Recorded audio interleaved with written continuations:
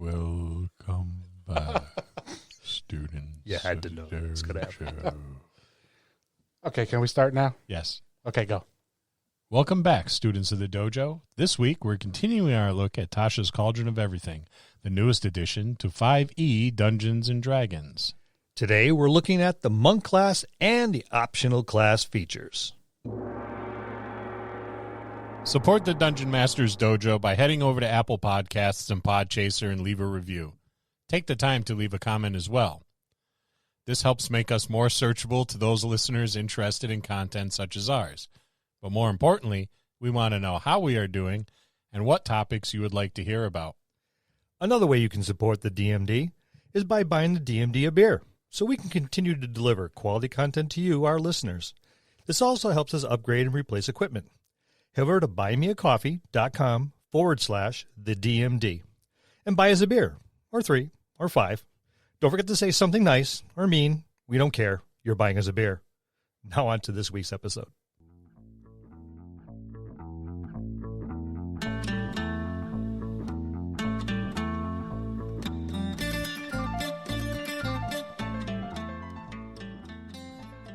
Hello, and welcome to another episode of the Dungeon Masters Dojo podcast. This is a show for game masters and players alike. We hope to bring you tips and tricks to elevate your game and develop the art of dungeon mastery. I'm your host, Louis Aponte, and these are your dungeon masters, Scott Labby and Bill Robotile. Let's enter the dojo and see what they have in store for us today. Hey Scott, hey Bill, how's it going? Excellent. Awesome. I'm channeling my ki right now. I'm ready to break into a flurry of drinks. I guess we're talking about monks. The monk, the Yes, monk, we are. the It's monk, about the time. monk, the monk, the monk. You know, because, I mean, dojo's in our name, and monk is kind of like, you know, right? It's a thing. It's a dojo thing. It's It a is. dojo thing. Yeah, so let's get in touch with our inner Bruce Leroy. Okay. Go watch The Last Dragon if you can find it. It was a martial arts classic. I wouldn't call it a classic. Oh, it is a Fine classic. martial arts movie. Awesome. Okay, it's pretty good. I'll give you that. So before we get started, Yes. we all wanted to say, hey, Russell. Hey, Russell. Hey, Russell. Russell left us a really, really, really flattering comment and review on, where was it? Podchaser. Podchaser. Why don't you share that? Okay. From Russell. Absolutely love this podcast. Coming from a younger age viewer, this helps so much. Thank you, Russell. Thanks. Yeah, that's what we're shooting for. Thank you very much. We absolutely love you, Russell. Thanks for leaving that comment. Thanks for listening. I'm glad we're helping. He said younger listener, but we're so freaking old. Yeah, that could be anything. 70. But that's all right.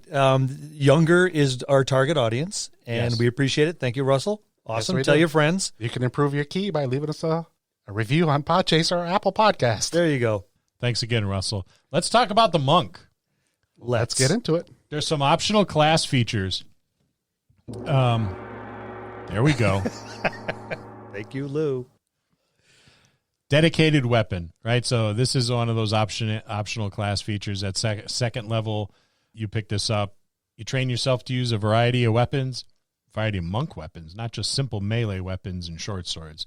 Whenever you finish a short or long rest, you can touch one weapon, focus your key on it, and then count that weapon as a monk weapon until you use this feature again.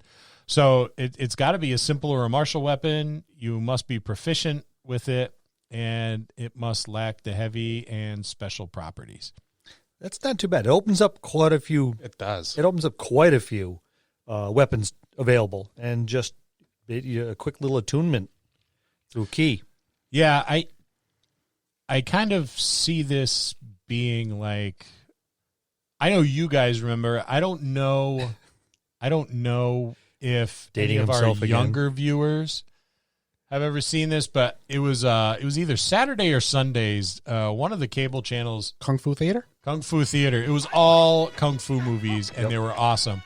And one of the prevalent themes was, you'd always have one of these kung fu gurus picking up something like a towel and now it's a weapon, and they're beating the shit out of people with it. They turned into like an iron curtain. It was called, or Yeah. iron spear, one of the two. They would wet it and wrap it, and it'd be as hard as a spear. They would say. Yep. Yeah, so I kind of see that having the same flavor, you know, as that sort of thing. Picking up a towel or you know, like a serving platter and A chair. Yeah. So, what were some of your favorite kung fu movies since you brought it up? I'm going to say the entire Half a Loaf of Kung Fu series with young Jackie Chan were my favorite. Legend of the Drunken Master. I liked Jackie Chan before Jackie Chan was Jackie Chan. He was just like Jackie Chan, kung fu theater actor guy before he became like mainstream. But then like I loved Jackie Chan when he started doing his mainstream stuff and all those crazy stunts. But yeah, Half a Loaf of Kung Fu. Any Bruce Lee movie. Eddie Bruce Lee. I was really into the Shaw Brothers stuff. Five Deadly Venoms, the Flying Guillotine. Oh, all those old ones. And any of the ninja movies with Shokazugi. Yep. Remember when ninjas were like the hot item? Yeah, everything was a ninja. Yep. And I remember and there was no responsible reason why someone my age should have had one of these, but we had I had a belt buckle that had a throwing star on it. You know, just in case some shit went down at the Catholic school I went to. Oh yeah, well, if I was lucky enough, I could take out an enemy ninja with one skillfully placed belt buckle shot of my throwing star, or shear off that yardstick in half before the nun came over and started beating you with it for having a throwing star on your belt buckle. I remember being at Chet's house and throwing the throwing stars and breaking one of the windows on. They had these. It was an older house, so they had these beautiful inset kind of like cupboard things with glass doors. Man, his mom was pissed. I would have been pissed too. She was upset. Anybody ever have a pair of Chuck Norris kicking jeans that had the elastic crotch, so you could really get those? If that elastic crotch did not make you a martial artist, I don't know what would. I did not have those. No. Thankfully, no, I do not believe I had a pair. I had a pair of Chuck Norris kicking jeans. I thght you were going to say nunchakus. I was going to say, yep, I had those. I still do. I used to. Well, my principal got mine in his safe still. Used to be able to get those at like, you remember Kim and Lee's at the Hoyle downtown, Mall? Yep. Yeah, I had swords there. I'd walk in at like 15 and be like, hey man, I need a sword. They'd be like, okay, $25. I'm like, sold. Yep. I was in school and made my nunchakas. But what I did is I made them out of lucite and polyethylene, which is like a bulletproof material. Yep. And he's like, "What are you doing?" I'm making clock weights for my grandmother's grandfather clock. You can't really see the weights, and these are really heavy, so they'll work well. And he kind of looked at me suspiciously, but it was plausible enough with a straight face where he couldn't deny because they weren't connected. Yep. I found that Dacron cord, much better than nylon, works better because it doesn't stretch. We used to make them out of paper at school because that's, you know, instead of getting a quality education, let's make ninja weapons. You At never the know. Catholic school. Yeah. All right. But before one of us get arrested for Statute of limitations. Hey, there are still clock weights. let's move on to the monk. All right. So then you got key-fueled attacks at third level. You spend 1 key point or more as part of your action on your turn, and you can make 1 attack with an unarmed strike or a monk weapon as a bonus action before the end of your turn. Gotta love the extra attack. Yep. That's got a very martial arts kind of flavor to it, you know. Do the punch and the kick or vice versa. Or At 4th level, you get quickened healing. So as an action, you spend 2 key points and roll a martial arts die. You regain a number of hit points equal to that number rolled, plus your proficiency bonus. That's pretty cool, especially when you get into higher levels. And that levels, monk die goes yep. up, and so do your points back. All those kung fu theater movies would have that. That rally during the fight where they'd spit out that pink blood. Yep. For some reason, their blood was never. Kung fu guys had pink blood, never red. It was all that ki energy running through them. It's like Eddie Murphy said, "I'm a karate man. bruised on the inside, so don't show no weakness. That's what it was. And or Kool-Aid was cheaper than ketchup. yeah. But that quickened healing better too. Fifth level, focused aim. When you miss with an attack roll, you can spend 1 to 3 key points to increase your attack by roll by 2 for each of the key points you spend, potentially turning the miss into a hit. So 3 key points, 6 points. That's pretty good. That's good chunk. I like this stuff because I think it lends to that. When I say martial arts flavor, I certainly don't mean like traditional, real world martial arts, but that kung fu theater movie kind of feel that was really prevalent back when we were growing up. I just think it adds that level of mysticism and flavor to the monk. Or one of my favorites, one of the more modern one, Crouching Tiger, Hidden Guidewire. I mean, Dragon. I love that one. It was good. That was a fine movie, but they had a budget, and it's amazing what you could do with a budget. Yes, you get Chow Yun Fat, and I don't know I don't remember the actress's name who was in there, and that not the younger one, but the older. Yeah, I know who you're talking about. I can't remember her name either right now. You get those. Don't get young Jackie Chan. Wasn't she the same one that did the martial arts on the Attack of the Scorpion or the Scorpion King? Yes, I believe so. Yeah, I believe so. Either way, she was awesome. Yes, whatever her name was. But I like that. I like where they're going with this so far. So far, now we get into the fun stuff. The monastic traditions, the way of mercy. Here it comes. No. This is for those that don't know by now. Scott will now give his opinion on the artwork. Scott, the dancing plague doctor is a little creepy. I wonder if he's related to the wood elf barbarian from the beginning, because they both look like they're contorted. They're dancing. Yeah, I don't know. He's a happy wood elf monk. But I like that they're showing something different than like the human. Yes. Because I think that traditionally the monk was always a human traditionally. At the very beginnings of D&D, AD&D, that was a human class. Yes. So there's a lot you can do that's pretty neat with these non-human species, right? With their martial arts, you can get really kind of creative, with why they developed martial arts, why there's a monastic tradition within that particular culture. As the game master, it gives you a chance to flavor your world, especially if you have a homebrew world. Oh yeah, you can come up with a completely different, philosophy to this particular class. Yeah, or any of the subclasses. I absolutely agree. There's a lot of fun stuff you can really dig into. So, kudos for showing a non-human monk, and that orc monk on the preceding page, pretty badass. That it is. There you go. Finally, a positive piece of artwork. Thank you, Scott. I love all the artwork. I can't wait to talk about the warlock. Neither can I, because the artwork's there. So the class is there too. But we're talking about the monk. Let's get back to it. Back to the way of mercy.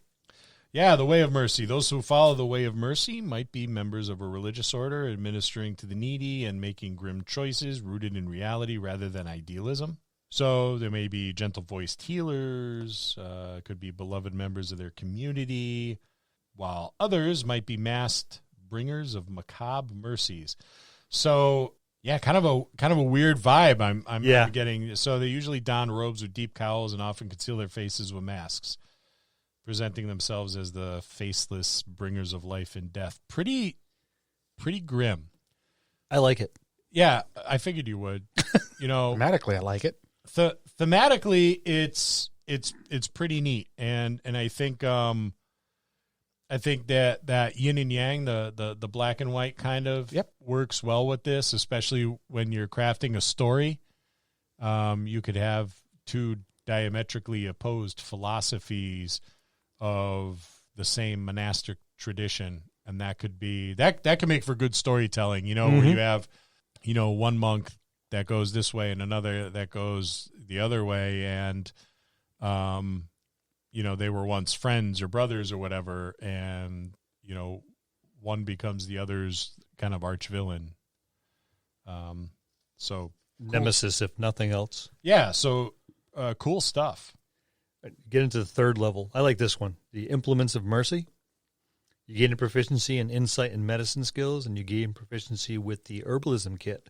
You also gain a special mask, which you often wear when using the features of the subclass. You determine its appearance or generate it randomly by rolling on the Merciful Mask table. And there's some cool things here. I could see, to your previous point, the same character being both those, the dichotomy there, and just changing the mask. Yeah, that would make for very interesting storytelling. 1 minute you're merciful and helping, and all of a sudden you turn your robe inside out, you put one mask away, you don another, and your persona is completely different.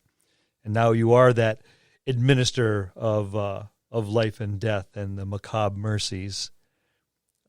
I would play a character like that. Yeah, I would. And I would be tempted not necessarily to have a physical mask to put on, but when switching between those roles, there would be a very noticeable change in visage where, the features are somehow the same and the person is recognizable, but it's yet very different at the same time.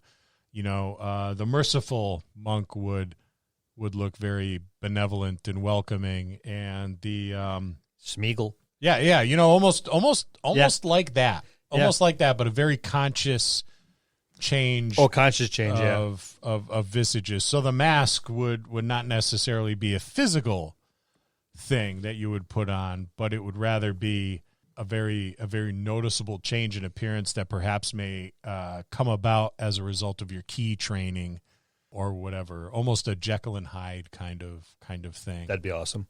So there's the hand of healing, right? Your mystical touch can mend wounds. So you're using a key point to touch a creature and restore a number of hit points equal to a roll on your martial arts die, plus your wisdom modifier. So that's kind of like this transfer of key energy to heal a wound, which I think I don't like it when classes kind of dip into other classes' wheelhouses, but I think this is a pretty cool concept. Well, it's like one of those. Well, you've seen it a number of times where the martial artist is reaching out there and with a couple fingers and strike this key point and this pressure point and that pressure point and this pressure. All of a sudden, hey, I can move and it no longer hurts. And I could see a series of little forceful touches or a palm or holding it, a quick little twist, and all of a sudden everything's perfectly fine. Yeah, the clap of the hands and the rub of the palms together. Yeah, Mr. Miyagi's ready to heal Daniel-san's knee injury. Show me sand the floor. I can't move my arm, all right? What are you doing? Ow! Now show me sand the floor. How did you do that? Shut up! Exactly. We move on to Hand of Harm. When you use your key to inflict wounds, when you hit a creature with an unarmed strike, you spend 1 key point, deal an extra necrotic damage equal to 1 roll of your martial art die plus your wisdom modifier. And you can use it once per turn. So that can add up. That could add up real fast. That's knowing through your martial arts training, where exactly is it going to hurt the most? And don't just hit him in the arm, hit him in the joint of the arm where it could do the most damage, or strike him, don't just hit him in the stomach, aim a little lower, hit him for that kidney. Knowing exactly where to hit to do that little extra damage. It speaks to that dichotomy too, because right before that you have the healing hand, and now exactly. you have that hand of harm. Physician's touch. This is at 6th level, so you can administer even greater cures with a touch. If you feel it's necessary, you can use your knowledge to cause harm. So there we go. That's kind of like that next level to that hand of harm and healing hand feature that this monk has. you can end one disease or one of the following conditions affecting the creature: blindness, deafness, paralyzed, poisoned, or stunned.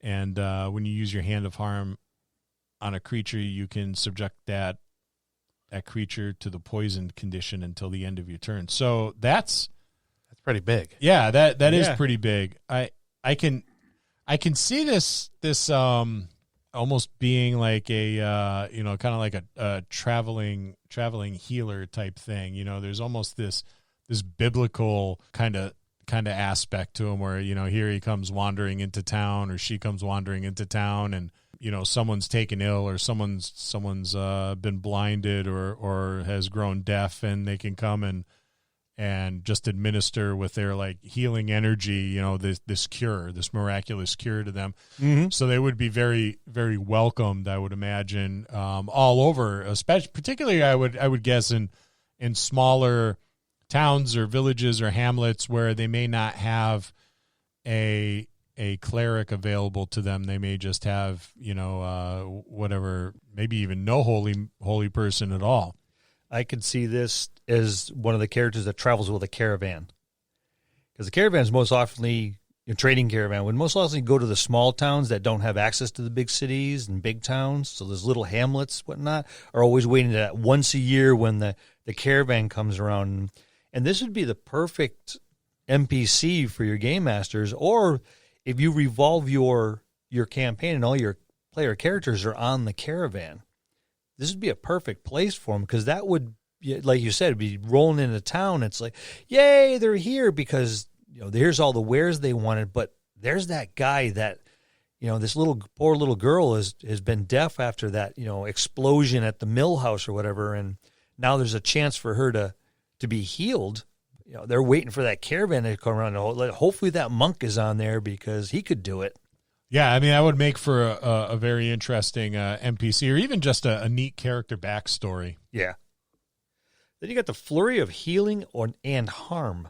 So you can now met out a flurry of comfort or hurt. When you use your flurry of blows, you can now replace each of the unarmed strikes with the use of your Hand of Healing without spending key points for the healing.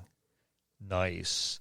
In addition, when you make an unarmed strike with flurry of blows, you can use Hand of Harm with that strike without spending a key point for the Hand of Harm. You can still use a Hand of Harm only once per turn, though. But that's still without burning the key point. Key points are pretty important. I've played monks a couple times, and I've had fun with them. Yeah, because you don't get many You don't get many key points. You build them up. So anytime you can get the effects from a key point and not have to burn it, that's great. Let's grant it. It's 11th level. You're up there a bit. You're very, very skilled. At this point, you're going to have a fair amount. I think maybe around 8 or 9. I'm just guessing, but I'm thinking maybe 8 or 9 key points, maybe 10, thereabouts. But it's still a lot of the effects when you start building your monk need 2 or 3 key points, especially if you want to make that missed hit. All right, I'm going to burn 3 key points, get that +6. That's a good chunk. You'll have 11 key points at that point. Oh, at that's 11th level. Okay, there you go. So, but still, when you're burning 2 and 3 at a time, that's still only 4 or 5 effects. Yeah. Saving 1 point could make all the difference. I like this feature. I think it's pretty cool. I can see this this monk being employed by a military force, or several monks like this. Yeah. And then using that monk movement to just go tearing through the battlefield, healing the shit out of people on their side, while the battle's going on. And not only would it be comical, but it'd be pretty funny. I just like the fact that the flurry of blows is very prevalent throughout all of this. And before, it was just extra attacks. Right. Yeah. Yeah, it's just an extra attack. Now you can do stuff now with you it. got stuff to do with the flurry of blows. And I do like the fact that they've kind of centered around, for the most part, that one feature. And I just said not only would it be funny, but it'd be comical. Or not only would it be comical, but it would be funny. And for the record, I know that the two are the same thing. But Lewis made me a drink. It's your second one. So Lou pours heavy. cut me some slack. So you're right. Just tearing around, ricocheting off of obstacles or people, or and a walk by and a quick little touch to the back to this guy and a punch in the face to another one, and just meting out heal and harm as he flies around the battlefield. That would be interesting to play out. Yeah, it would. And then at 17th level, we get the Hand of Ultimate Mercy. So by this time, you've mastered life energy, and that mastery opens the door to Ultimate Mercy. So as an action, you could touch the corpse of a creature that died within the past 24 hours and expend 5 key points. The creature then returns to life, regaining a number of hit points equal to 4d10 plus your wisdom modifier. That's pretty decent. That's huge. This is pretty overpowered for a monk, I think. Well, you're talking 17th level. Again, you're taking something away from the clerics now. But I think I think I would take half those points off the monk. I would turn it into a transfer. I just haven't. I have a problem. A lot of people may disagree with me, but I have a problem with just the monk being able to resurrect somebody. For no cost. Well, yeah, 5 key points is nothing. Yeah. That's why I said whatever he healed, either gives half, maybe the whole. Right, but this is a dead body within 24 hours. Yeah. To me, I think that's a little. That's a resurrection. To me, it is. That's what it exactly is. With no cost. No cost whatsoever. And I said this at the beginning. I don't like it really when there's a lot of overlap into another class's wheelhouse, because I think when everybody could do the same thing, then you're no longer special. You're just one of those vanilla characters. It's like, well, I could do that too. I can resurrect them. And now do you need a cleric? And maybe that's just because I'm an old grognard, but I remember it's like, okay, you needed a balanced party if you were going to make it through a gaming session. You needed a fighter, a cleric, a rogue, a magic user, and then, maybe another fighter or two, right? Well, let's think about it this way. This class, or at this level, you can resurrect or bring back 3 people within a 24-hour period, because you can get your long rest every 8 hours. Yep. So if you're a party of 4 and 3 of your teammates drop, don't worry about it. I can res them. Yeah. I find I have problems with that. I never liked resurrection to begin with, because there's no mortality. When you can just raise the dead, then there's not a lot of risk. I think if resurrection is going to be in the game, there should be a cost to it, and I don't mean a monetary cost, but that you should be given, like, whoever's either rezzing or being rezzed, there should be a price paid on both ends. All right, now you're talking my world. Yes, because when I gamed from the very beginning, resurrection was one of those things that everyone wanted to do. Drag them back to the temple and resurrect them and throw a bunch of coin and everything's all happy. I went, no. The person who was resurrected rolled a D3, and that's how many stats I was going to affect on you. Yep. And then you rolled a D2 on each one of the affected, and each one was a penalty to that stat. Permanent. Yeah, see, and that's a good. I think that's a good trade-off. You're dead. Yeah. Right. You're not coming back whole and happy. Well, let's think about it. And then the person who did the resurrection rolled 1d2, and that's how many stats were affected, and another 1d2, and that's how much negative they took for what they put into the resurrection. Right. Yeah. So that way the same cleric isn't coming back, resurrecting people all the time. Yep. Because if you think about it, 5e made it so difficult to actually die. Yeah. I remember, like, in 2nd edition, once you went past your con, yep, you never had death saves to begin with. No. There was no death save. Right. Yeah, but you could go to like -10. Yes. Mm-hmm. Yeah, which is kind of. I mean, that was a little much, but I mean, it still didn't feel like the death. It still felt like it was greater mortality than the death saves. Yes. What low levels, depending on how bad you got hit or multiple hits, -10 did not save you. Right. It's hard to die. It in is. 5th edition. You got to work really hard to die in 5th edition, whereas you could step out your front door at AD&D and be dead. Oh, yeah, especially at the low levels. Like I said, a wizard you get a D4 for your hit points. You were lucky if you got 4. Yeah, on average, you had 2. I had a wizard that got punched. It was the first and last wizard I played, got punched in the face and died at 1st level. So, yeah, it was a bar fight. I didn't even start it. Learn to hide better. I want to say it was I want to say it was Chet that started a bar fight. That's probably with a good bet. His ranger or something like that. And I got punched in the face. You know, it was a wizard. I did a lot of like book learning. I didn't work out or anything like that, so it probably broke my neck. Had a heart That was attack. it. Broke his neck. Gave him a heart attack. Gave him a heart attack at the same time. And embolism. Yeah. Just I exploded. I think I had like 2 or 3 hit points. It was a much bigger, stronger. So the strength bonus Alone took me out. Yeah. And before the die was even rolled. So everybody that plays 5th edition be very happy because it is hard to die in 5th It's ed. very, very hard. I know to people die. talk about the TPKs, and that does happen, but it's very hard to. As long as somebody's alive, you can be brought back, and this just shows with the monk. Right. I can bring back my party. We're fine. And if one of them happens to be the same monk, after he gets his long rest, he could bring back some more people. Yeah. Yeah, there would have to be an inherent risk. Like there would have to be a saving throw or saving throw, and if you fail it, you don't resurrect the person. They can no longer be resurrected. Or you have to make the saving throw or face death or being comatose for a while yourself. It just seems too easy. Well, It does. here, let me add a cherry on top of the holy shit Sunday here.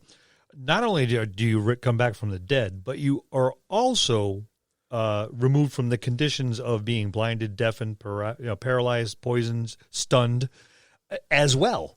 So there's the cherry on top of your holy shit Sunday. That's a bit much. Yeah, it's Even Han Solo was blind when he came out of the carbonite. And they didn't kill him; they just froze him. You have hibernation sickness. I can't see. Your eyesight will return in time. Right. Yeah, so I remember. I don't know if it was you or If maybe it was it was really somebody bad, else. it was probably me. No, it wasn't bad. It's that when you got rezzed, you actually had to make kind of a god call at the same time with the percentile dice. Yeah, that was me. Okay, so And my character. yes. So you were correct. It was both of us. So, but I guess if you're going to use this, homebrew it a little bit. Don't make it so easy. I mean, at 17th level, some abilities should come easier, but bringing 3 people back within 24 with no cost. Yeah. Not even a material component cost. Right. Just 5 key points. Yeah. That's nothing. That's nothing. Especially at at 11th level you had 11. Yeah. So, but now you got even a boatload more. Yeah. And then in the long rest, all your key points come back anyways. Yeah. So yeah, right. It becomes no cost. I would make them incur at least whatever you give them in hit points, you take. Yeah. That's At very fair. minimum. That's fair. At very minimum. So Okay. roll your 4d10 and your wisdom modifier, and that's what they get, and that's what you lose. Yep. And consider it a transfer. Yeah, and that's kind of fair. A fourth transfer. You don't have a choice. You don't have a transfer your saving life throw. energy to bring right. them back. Yep. Life energy for life energy. All right. So on to the astral self. Love it.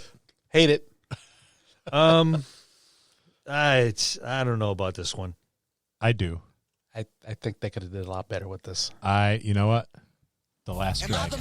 Well, okay, I'll give you that. I'm not going to argue that. Yeah. Bruce Leroy at the very end.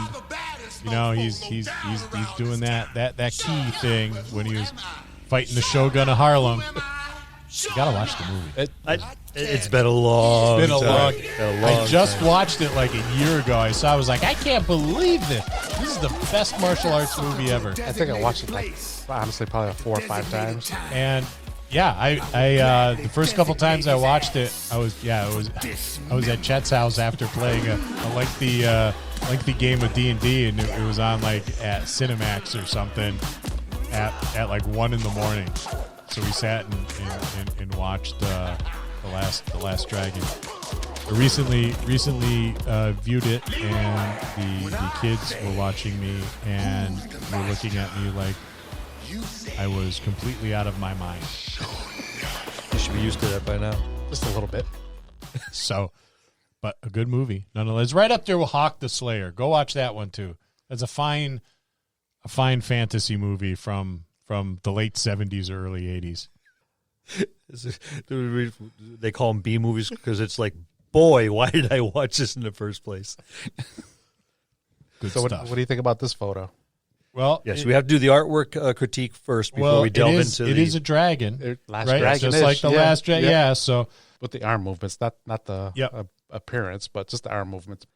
it's pretty cool. I mean, a dragonborn monk. Yeah. All right. I can see that. the way of the interposing claw. Yeah. I could do that. All right. Be like water. Right, Don't do accents. We're gonna piss a bunch of people off. I know it's tempting. We all want to do it, but don't. We're gonna infuriate people. Watch more than we already do. Watch the Bruce. I think it was Dick Cavett had Bruce Lee on, and he gave the "Be Like Water" Yes, it was. speech. Yep. Was it Dick Cavett? Yep, I believe so. And then play a monk. All right, But so not this monk. the way of the astral self. The monk who follows the way of the astral self believes their body is an illusion. They see ki as a representation of their true form and astral self. This astral self has the capacity to be a force of order or disorder, with some monasteries training students to use their power to protect the weak and other instructing aspirants in how to manifest their true selves in service of the mighty. Right there, you got bad guys built right in. How could you not love it? Right? No, that part I don't mind that part. The arms of the astral self at third level.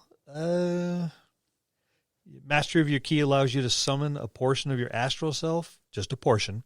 As a bonus action, you can spend 1 key point to summon the arms of your astral self. When you do so, each creature of your choice that can see you within 10 feet of you must succeed on a dexterity saving throw or take force damage equal to 2 rolls of your martial art die. And for 10 minutes, these spectral arms hover near your shoulders or surround your arms, your choice. You determine the arm's appearance, and they vanish early if you are incapacitated or die. While the spectral arms are present, you gain a number of features. You can use your wisdom modifier in place of your strength modifier when making a strength check and strength saving throws. You can use your spectral arms to make unarmed strikes.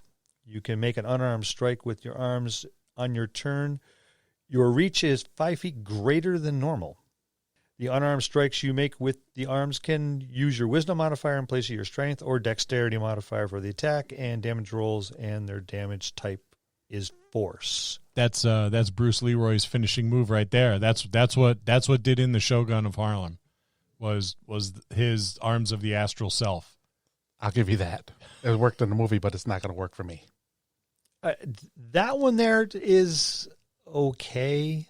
Ish. I dig it. We get it. I'll explain why after, but let's finish through this. Okay. The visage of the astral self. At 6th level, you get this. You can summon the visage of your astral self.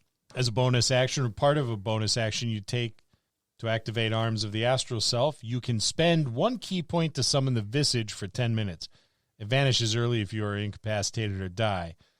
So this visage covers your face like a helmet or mask. You determine its appearance. While the spectral visage is present, you gain the following benefits. You get astral sight, so you can see normally in darkness, both magical and non-magical. That magical darkness, that's huge to a distance of 120 feet. That's a lot. That's huge. That is, Yeah. Yep. Wisdom of the spirit, you have advantage on wisdom, insight, and charisma intimidation checks. I like it. Word of the spirit, when you speak, you can direct your words to a creature of your choice that you can see within 60 feet of you, making it so only that creature can hear you. Alternatively, you can amplify your voice so that all creatures within 600 feet can hear you. I don't know. That's pretty. Lou's giving me this look. Lou does. There is nothing about this that Lou likes. I could tell by his utter look of disgust. I think it's cool, and I think it's cool only because I really love The Last Dragon. That was one of my favorite movies. I can understand that. And it kind of brings that kind of monk thing to life here in the D&D game, and I'm all about it. He's got a nostalgia grin I from do. ear to ear And over that, here. you know He's what? got rosy cheeks going, a sparkle in his eye. I'll tell you, if I was 30 years younger, I'd probably hate this Probably. subclass. But it is. It's all about the nostalgia. Yes. And that's it. And that's what I love about it. Then I will agree with you. If it's just about this It nostalgia, is just about because who wouldn't want wouldn't want to play that Bruce Leroy character, right?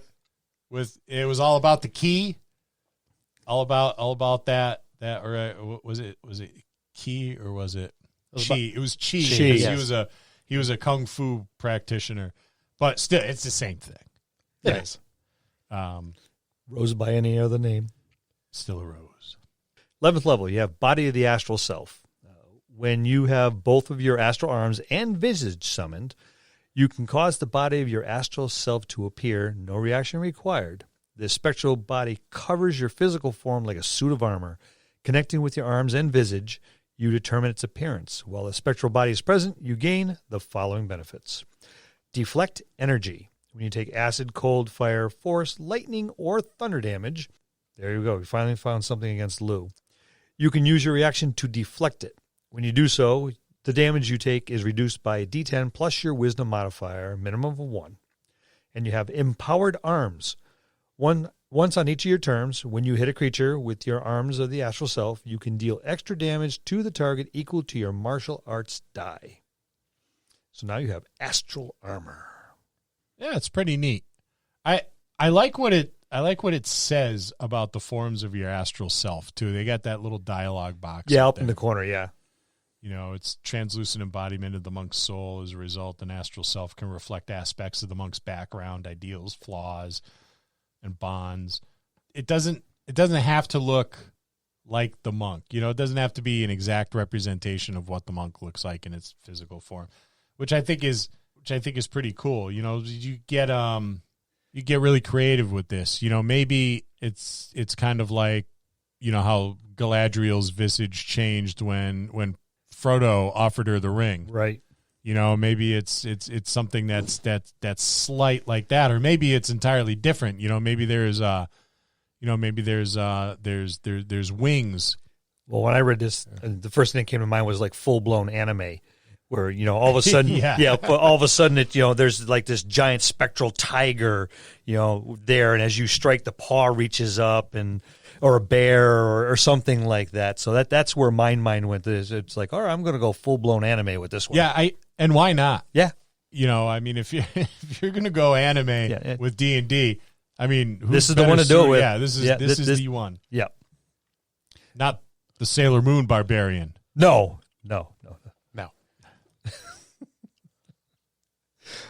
Okay. Awakened astral self at 17th level. So here's your milestone.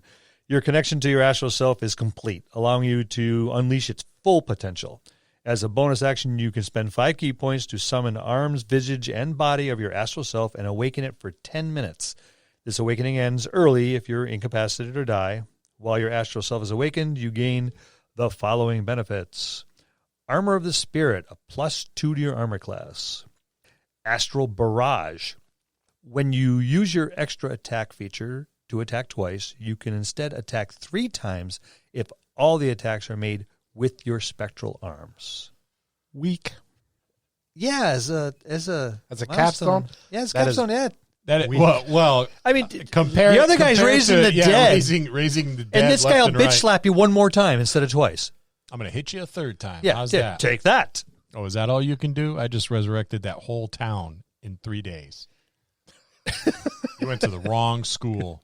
Yeah, it is. Well, compared to the way of mercy monk, yeah, that's pretty. Even compared to something like Way of the Long Death, Way of the Open Hand, those two are just amazing. Capstone for Way of the Open Death, Touch of the Long Death. Starting at 17th level, your touch can channel the energy of death into a creature. As an action, you touch one creature within 5 feet of you. You can expend 1 to 10 key points. The target must make a Constitution saving throw, and it takes 2d10 necrotic damage per key point on a failed save, or half as much on a successful save. You're talking a shit ton of damage. Yeah, Holy that's smacking that's jeepers. Way of the Open Hand, Quivering Palm. At 17th level, you gain the ability to set a lethal vibration into somebody's body. When you hit a creature with an unarmed strike, you can spend 3 key points to start the perceivable vibrations, which last for a number of days. Sorry, I've been drinking. Equal to your monk level. So that's 17 days at minimum. The vibrations are harmless unless you use your action to end them. To do so, the target must be on the same plane of existence. When you use this action, the creature must make a Constitution saving throw. If it fails, it is reduced to 0 hit points. If it succeeds, it takes 10d10 necrotic damage. Which might bring him to 0 anyways. Well, the Quivering Palm has been with us since first edition. Yeah, it's been there. Yep.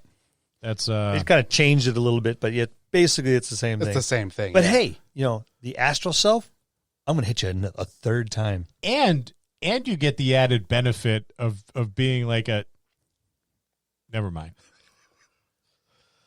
Never mind. So, the monk.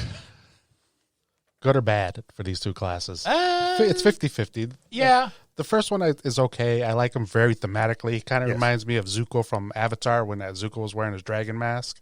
Mm-hmm. He was actually a little bit merciful then. So I'd kind of like it. His abilities are still subpar to some of the other ones, but that is one class I would play, the Way of the Mercy. Astral Self, I wouldn't touch. I would still love. And that's all for tonight, people. I would still love to put these on the gaming table. I would like to put these on a gaming table in a Magnificent Seven style of game that would be an homage to the Kung Fu Theater stuff. That'd probably be the only place that would fit. With like the whole party would be monks of different disciplines pulled together to do some epic badassery, but they'd all be anthropomorphic animals. I can deal with that too. And, set in a pseudo Chinese, Japanese, feudal kind of culture. Yep. Very much so like. I wish they would bring the Carter Tour from 2.5 up to 5th edition. Yeah. I agree. So you're saying the astral self in your anthropomorphic world, this one would be the platypus? His tail will get that third slap. That's it. Yeah, there you go. Or a monkey or something. I don't know. No, not a monkey. The monkey would be too cool. A flamingo.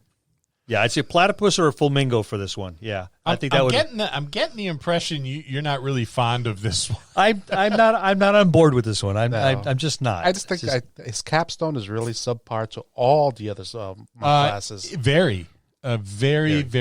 Very weak. So, before you pick this class, make sure it's something you're going to be happy with. Make sure if you have an idea to play with it, make sure that it's something you're willing to stick with, because in a lot of ways, he is subpar to other monks. And there's a couple other monks that are not as great as the two that I spoke about, but they still have a lot more diversity and skill behind them than this one does, I think. And if you play this one, make sure you let everyone know that your head is twice the size of everyone else's, and your eyes are like dinner plates, and they always sparkle. And you have sloppy hair. Yes. Goku style. Yeah, just points everywhere in different weird directions. Every time you turn your head, your hair doesn't move. But if you do that, you'll be good. I never liked Goku. I'm just going to say it. His Kamehameha just took too long for me. 3 episodes and 2 more to hit. So there's our monks. The first one, right, thematically, I could have some fun with this one. Again, I would think I would play the dichotomy all rolled into one character and just change his mask or his face. The second one, unless it's done in 16 colors and it's a glorified commercial for a toy, I don't think I'd do it. I'm going to agree with this one.